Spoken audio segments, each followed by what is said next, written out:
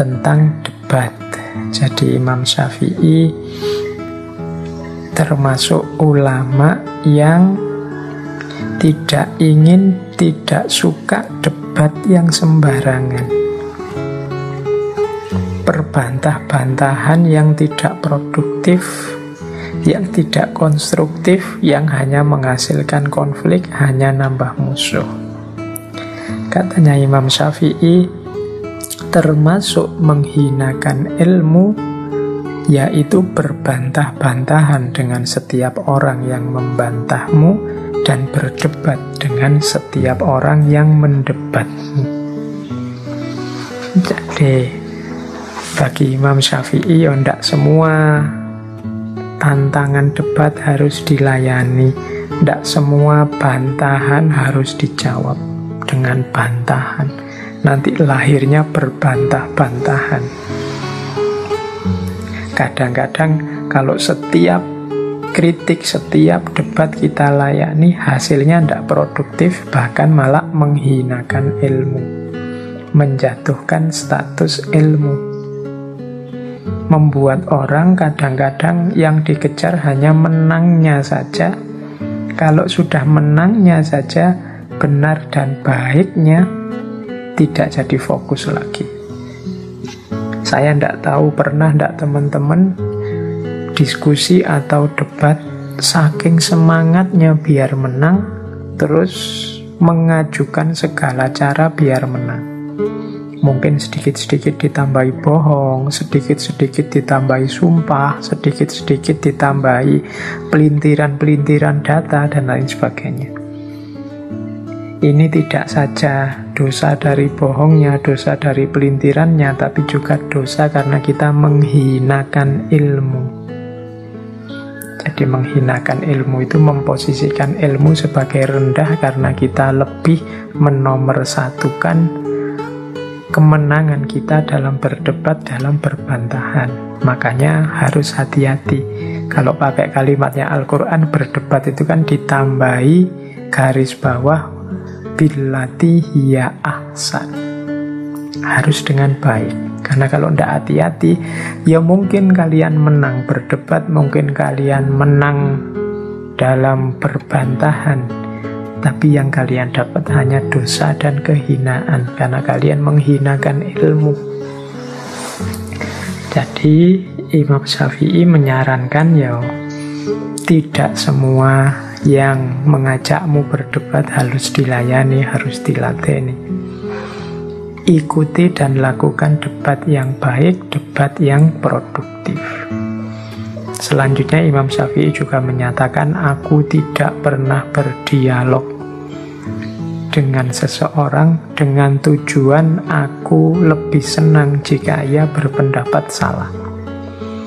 Jadi kalau kita memang harus berbantahan, berdebat, berdialog dengan orang, fokus dan tujuannya tetap hanya kebenaran dan ridhonya Allah, bukan menang kalah. Di kalimatnya Imam Syafi'i yang terakhir ini kan banyak orang debat yang tujuannya biar aku menang dan aku senang kalau lawanku ternyata salah. Aku senang kalau musuhku berpendapat salah. Jadi gembira di atas salahnya orang lain, gembira di atas kekeliruannya orang lain. Nah, ini diingatkan oleh Imam Syafi'i karena beliau sendiri tidak pernah berdialog dengan visi, dengan misi semacam itu. Saya ingin menunjukkan kesalahanmu, saya ingin membuatmu kelihatan keliru, saya ingin agar engkau sadar bahwa yang engkau pegangi selama ini adalah sesat. Nah, ini bukan tujuan. Orientasi berdiskusi, berdebat, katanya Imam Syafi'i, tolong jangan ini. Apalagi dilakukan secara terbuka di depan orang banyak, atau kalau hari ini ya di media sosial yang umum.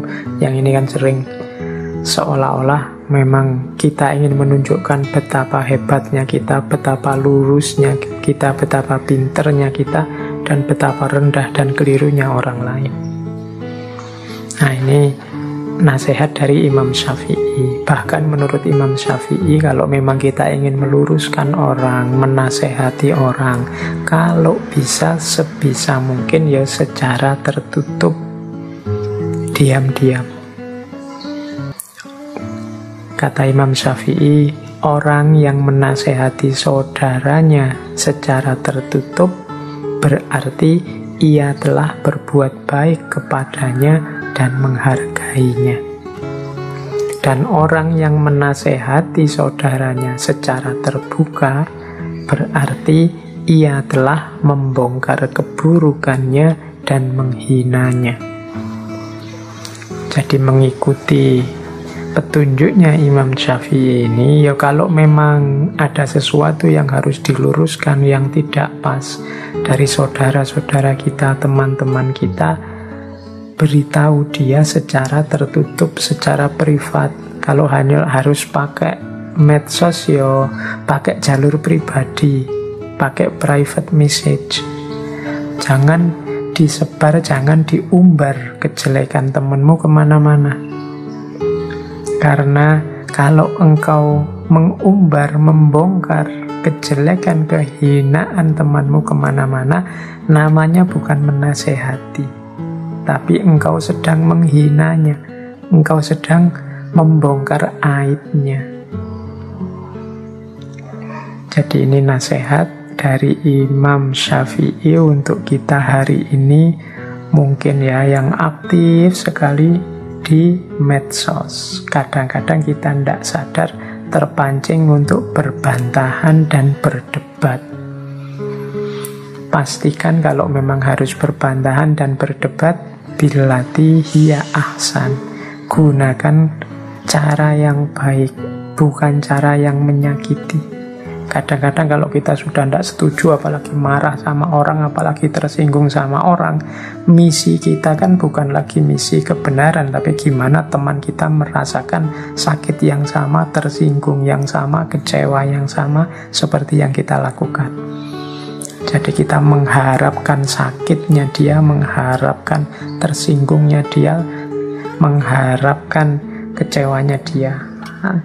Tujuannya bukan lagi kebenaran. Dan kalau memang ingin menasehatinya ke arah yang lurus, baik dan benar menurut kita, lakukan secara diam-diam, yang tidak ada orang tahu. Ini lebih mulia daripada kita bongkar-bongkar di depan publik. Ini namanya menghina tentang apapun, kepada siapapun. Oke, baik. Ambil nafas sebentar. Oke, selanjutnya ada tips menurut saya dari Imam Syafi'i, bagaimana biar kita tidak merendahkan orang yang berbeda pendapat dengan kita. Bagaimana agar kita tidak merasa sombong di hadapan dia. Ada satu adagium yang terkenal sekali dari Imam Syafi'i, yaitu pendapatku benar namun mengandung kemungkinan salah, dan pendapat orang lain salah namun mengandung kemungkinan benar. Jadi perbedaan pendapat itu seringkali berawal dari beda orientasi berpikir, beda sumber yang diambil, beda sejarah atau pengalaman yang dialami. Sehingga kadang-kadang dalam satu pendapat yang kita anggap sudah benar, tapi begitu situasinya berubah, begitu sudut pandangnya berubah, begitu sumbernya kita ganti, ya jadinya kurang relevan. Jadi sebenar apapun pendapatku, ya mengandung kemungkinan salah. Sebaliknya, sesalah apapun pendapatnya orang lain, namun mengandung kemungkinan benar. Bisa jadi kalau situasinya pas, kemudian ruang dan waktunya memungkinkan, yang sama sekali salah itu sedikit-sedikit ada unsur benarnya. Yang sama sekali benar, sedikit-sedikit ada unsur kelirunya. Wong kita ini manusia biasa. Kesadaran semacam ini penting untuk tidak membuat kita angkuh, tidak membuat kita merasa kitalah satu-satunya yang paling benar. Pendapat kita juga ada titik-titik lemahnya. Wong kita ini manusia. Pendapat orang lain yang kita anggap salah ada titik-titik benarnya. Ya teman-teman bolehlah mulai mendeteksi misalnya acara-acara di TV yang dalam bentuk debat, dalam bentuk dialog yang kelihatan kontras sekali pendapatnya. Itu kan kalau kita mau jujur, setiap pendapat itu ada unsur benarnya, ada unsur salahnya. Dalam hal tertentu baik dan benar, tapi dalam hal tertentu juga tidak relevan, tidak cocok, tidak sesuai. Nah, ini menurut saya tips yang penting dari Imam Syafi'i agar kita tidak mentang-mentang. Pendapatku benar, saya yakin pendapatku ini benar, makanya aku ambil yang ini, aku pedomani yang ini, aku yakini yang ini. Tapi aku ini manusia biasa. Ada titik-titik salahnya, ada titik-titik lemah dan kelirunya. Maka pendapatku benar, tapi mungkin juga ada unsur-unsurnya yang salah. Pendapatnya orang lain salah, tapi sangat mungkin juga dalam hal tertentu, di titik tertentu, dengan sudut pandang tertentu, pendapat itu ada benarnya juga. Nah, jadi ini nasihat-nasihat yang berkaitan dengan ilmu. Ini kalau kita urut dari depan tadi yang tentang ilmu, kita ulang lagi ya. Jadi yang pertama, ayo serius belajar. Kalau tidak kita akan menanggung perihnya kebodohan. Kemudian kalau kita belajar harus siap menyiapkan 6 bekal. Kecerdasan, kesungguhan, kesabaran, modal, guru, dan juga waktu. Kemudian bersihkan diri, karena maksiat menghalangi masuknya ilmu. Nah, kalau tadi yang 6 tadi bekalnya, yang maksiat ini penghalangnya yang harus dihindari. Terus kalau memang harus diskusi, berdialog, berdebat, lakukan dengan baik. Jangan sekedar berbantah untuk mencari kemenangan dan menjatuhkan pendapat lawan.